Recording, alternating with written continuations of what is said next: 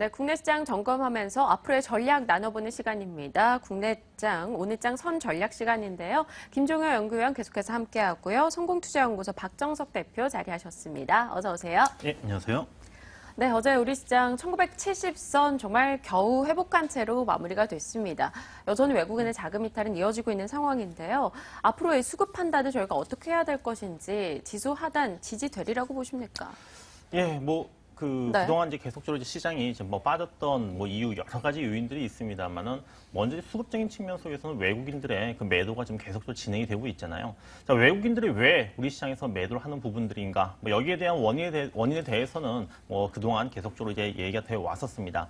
기업들의 그 실적 하향 전망, 그리고 또 원달러 환율의 좀 가파른 이런 그 상승으로 인해서 외국인 자금의 지금 이탈 부분들이 지금 국내 증시에서 지금 계속적으로 이루어지고 있고, 이것이 멈추어야지만 지금의 이 조정 구도가 이제 없어질 수 있다, 멈출 수가 있다라고 이제 보시면 될 것 같은데, 이 국내 기업 이익 전망이 하향된다라고 하는 부분들은 사실 이 매번 어닝 시즌 때마다 항상 나왔던 내용들이거든요. 그래서 그렇게 새로운 부분들은 아니다라고 보여지는데, 다만 이제 이 환율이라고 하는 부분들, 이 환율 같은 경우에도 지금 원달러 환율이 이제 반등을 보이면서 달러 강세라고 하는 부분이 수출 기업들에게는 유리한 국면인데 왜 이것이 지금 시장에서는 악재로 작용을 하는가? 바로 이제 너무 빠른 속도라고 하는 부분들 때문에 그렇습니다. 그래서 방향성보다는 이 속도라고 하는 부분이 좀 굉장히 앞으로도 좀 계속적인 이슈가 좀 될 것으로 보이고요.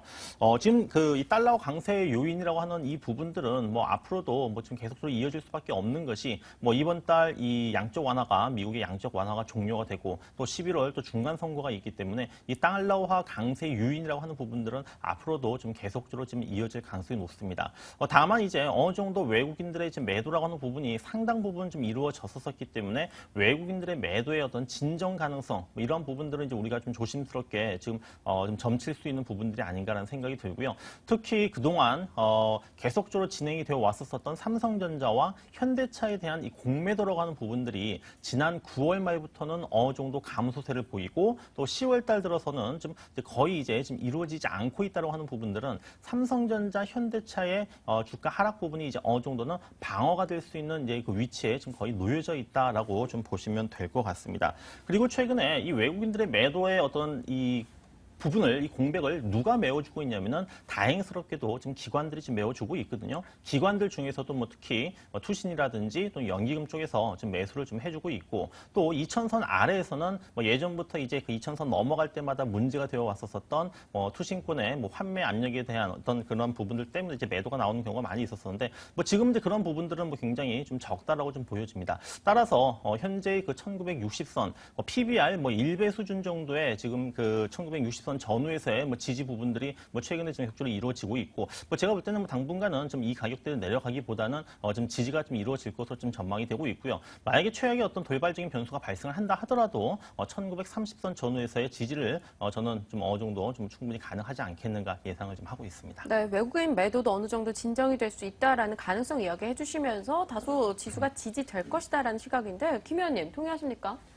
장기 확률론 측면에서는 PBR 한 배 네. 이상으로 돌아오는 게 당연하겠지만, 저는 단기적으로는 지수의 저점은 예단하지 않는 쪽입니다. 왜냐하면 외국인들의 매도가 어디까지 갈지도 모르고, 실제로 기업들의 실적 발표에 있어서 어떤 변동성이 나타날지도 모르고요. 또 하나 제가 우려하고 있는 점은 지금 시점에서 우리가 우려할 만한 또 하나 이슈가 바로 후강통이라는 거죠. 준비된 그림을 보시면 그 후강통에 따라서 외국인들의 지금 본토 주식을 살 수 있는 주식 비중이 얼마까지 늘어나느냐, 6% 정도였는데요. 이게 이제 10%까지 늘어난다라는 거죠. 그래서 지금 외국인들이 홍콩 시장을 통해서 결국은 본토 주식을 계속 늘려나갈 수가 있기 때문에 이 과정에서 보면 제가 보기엔 후강통에 따라서 한국 주식을 사야 될 것을 중국 쪽으로 돌리는 그런 물량들도 상당히 있을 거라는 거죠. 한국 비중을 줄이고 중국 비중을 늘리는 과정에서 외국인 수급이 또 꼬일 가능성이 있다는 점까지 고려를 한다면 외국인들의 수급이 빠르게 돌아설 가능성은 생각보다 조금 낮지 않을까. 그리고 4분기 실적에 대한 불안정성이 여전히 존재하고 있다는 점에서 저는 지수의 하단보다는 또 PBR 한 배라는 지표는 장기적으로는 분명히 유효한 지표지만 단기적으로는 우리 앞에 닥친 이벤트들에 대해 좀 더 집중해 볼 필요가 있지 않나 이렇게 보고 있습니다. 네, 알겠습니다. 후광통이 또 13일부터 시작이 되니까 그에 따른 자금 이탈도 좀 더해질 수 있다라는 새로운 시각도 언급해 주셨습니다. 자, 삼성전자를 필두로 해서 이제 본격적인 실적 시즌을 맞이하게 됐습니다. 앞서 뭐 기업들의 이익 전망치는 실적 시즌마다 하향 조정되고 있다라고 하셨습니다만 그래도 뭐 저희도 매번 헤어질 때마다 이별하면 가슴 아프듯이 조정되면 그 우려가 있으면 반영이 되지 않을까요? 예, 지금 그 뭐 삼성전자가 이제 실적 발표를 했었었고, 삼성전자 실적 발표 굉장히 이전부터 걱정을 많이 했었습니다. 뭐 4조 원 영업이익이 3분기 영업이익이 4조 원 아래로 내려갈 것이다라는 이러한 어떤 뭐 최악의 상황도 그 예견이 되기도 했었었는데 일단 뭐 예상치에서는 크게 뭐 벗어나지 않는 뭐 4조 1천억대의 지금 영업이익 그 실적을 잠정치를 이제 발표를 했었었기 때문에 좀 불확실성이라고 하는 부분들은 좀 어느 정도는 이제 제거가 되었다라는 생각이 들고요. 그래서 삼성전자의 어떤 그 실적이라고 하는 부분들이 작년 같은 기간과 비교를 해보면 굉장히 좀 많이 지금 떨어져 있는 상태에서 다른 기업들 같은 경우에는 그래도 삼성전자만큼 이러한 그 쇼크라고 하는 부분들이 그래도 삼성전자의 어떤 그 실적 그 쇼크의 상대적인 부분들, 상대적인 어떤 비교를 봤을 때는 그렇게 크지는 않다라고 지금 현재 분석이 나오고 있습니다. 물론 뭐 이후에 이제 뭐 에너지 관련 기업들, 뭐 조선, 철강, 화학 이러한 뭐 소재 산업재 그 기업들의 이제 실적 발표 부분들이 주가에 영향을 전체적인 시장에 좀 영향을 미치겠지만은 뭐 저는 어떤 시장의 그 직접적인 영향보다는 아무래도 좀 심리적인 측면에 좀 더 영향을 좀 미칠 것으로 보이고요. 자, 이미 지나간 실적은 뭐 과거의 실적입니다. 뭐 3분기 실적이 안 좋겠다라고 하는 부분들보다는 현재 진행이 되고 있는 4분기 실적이라고 하는 부분들. 그러니까 이제 실적 발표를 할 때 보면은 3분기 실적이 어떻다. 그렇지만 이제 4분기 이후에 어떠한 실적을 현재 예상을 한다라고 하는 이런 코멘트 부분이 더 중요하다는 생각이 들거든요. 그래서 뭐 3분기 안 좋은 부분은 뭐 분명히 실적 발표까지는 계속적으로 아마 영향을 미칠 겁니다. 하지만 이제 4분기 실적이 좀 좋아질 수 있는 이러한 기업들 같은 경우에는 어제 뭐 삼성전자의 뭐 반등과 같은 이런 불확실성 해소라고 하는 긍정적인 측면에 의해서 또 이제 주가의 그 바닥이라고 하는 부분을 이제 확인을 할 수 있다는 생각이 들고요.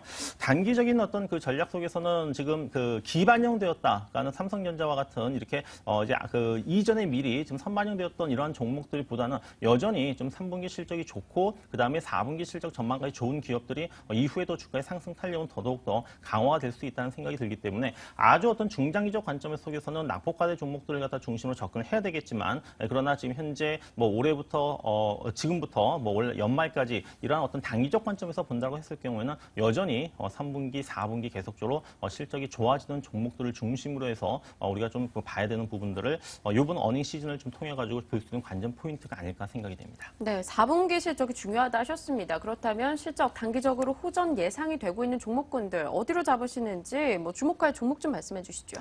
예, 사실 이제 이런 그 종목들 같은 경우 네. 이미 주가가 다 상승해 왔죠. 상승해 왔기 때문에 자, 이렇게 많이 상승했는데 더 올라갈 수 있을까? 예, 4분기 실적이 좋아지고 그다음에 내년도 역시 마찬가지로 이러한 어떤 그 실적 모멘텀이 계속적으로 확보가 될 수 있는 업종이나 종목들 같은 경우에는 그동안의 이 상승의 추세 자체가 끝나는 것이 아니라 이후에도 계속적으로 이어질 수 있다는 생각이 들거든요. 그래서 이번 그 어닝 시즌 같은 경우에 뭐 실적 관련주라고 해 본다라면은 뭐 그동안 많이 얘기를 해 왔었었고 또 어떤 이슈라든지 또는 이벤트 이런 모멘텀 바탕에서 올라와 주었었던 뭐 화장품이라든가 뭐 통신이라든가 또는 의류, 뭐 유틸리티와 같은 이런 그 내수 소비재 관련 종목군들이 지금 그 실적주로서 우리가 지금 지속적으로 좀 관심을 가지고 주목을 해야 되는 업종이 아닐까 생각이 됩니다. 네, 내수 소비재 쪽으로 화장품, 유틸리티, 통신 쪽에 관심 가져보자라고 언급해 주셨습니다. 자, 김 의원님께도 여쭤볼게요. 현재 실적 시즌에 돌입하고 있는데 관전 포인트 그리고 종목별로는 시각 어떻습니까? 핵심은 한 가지입니다. 카운터 블로우가 될 것이냐라는 거죠. 삼성전자도 우려 했던 것보다 좋았기 때문에 어쨌든 주가가 이제 하락에 브레이크가 걸렸거든요. 네. 중요한 것은 브레이크가 걸렸다라는 거지 여기서 이제 방향을 꺾는 건 아니라는 거죠. 그러니까 삼성전자가 내일부터 상승한다? 저는 뭐 그건 뭐 말도 안 되는 얘기라고 생각하고 있고요. 현대차 마찬가지입니다. 실적이 발표하면서 하락에 브레이크는 걸 수 있겠죠. 근데 브레이크를 건 이후에 이것이 방향까지 돌리는 흐름으로 가기 위해선 굉장히 강한 모멘텀과 시장 체력이 필요합니다. 그래서 제가 보기에는 가장 중요해 보이는 종목군들은 지금 다 저점에 빠져 있는 종목군들. 철강, 화학, 정유, 조선 이런 종목군들이 실적 발표 이후에 터닝 포인트가 나오느냐. 전 이게 뭐 핵심이라고 보고 있고요. 다른 종목군들에 대해서는 뭐 적절한 뭐 기술적인 대응이 좀 필요하지 않을까 이렇게 보고 있습니다. 또 하나 좀 주목해야 될 그 3분기 실적 포인트는 이제 4분기가 중요하다고 말씀해 주셨는데 4분기의 전반적인 흐름도 그렇게 긍정적이진 않다. 특히 철강, 화학, 조선 이런 것들은 4분기에도 실적 기대가 그렇게 쉽지 않다라는 점에서 저는 뭐 여전히 좀 단기 매매 관점에 접근이 필요하지 않나라고 보고 있고요. 중소형주 같은 경우에 또 실적 괴리가 워낙 크기 때문에 저는 뭐 이번 주 초반부터 말씀드렸습니다만 이번 주에 가장 우려되는 건 지수의 추가적인 하락보다 중소형주의 급락이다라고 말씀드렸는데요. 저는 여전히 그 관점 유지합니다. 3분기 실적 발표되면서 아마 중소형주들이 춤을 추고 실적이 나옴과 동시에 급락하는 종목이 굉장히 많을 거다라고 좀 판단하고 있습니다. 네, 중소형주의 급락 흐름 염두에 두면서 대응해 보도록 하겠습니다.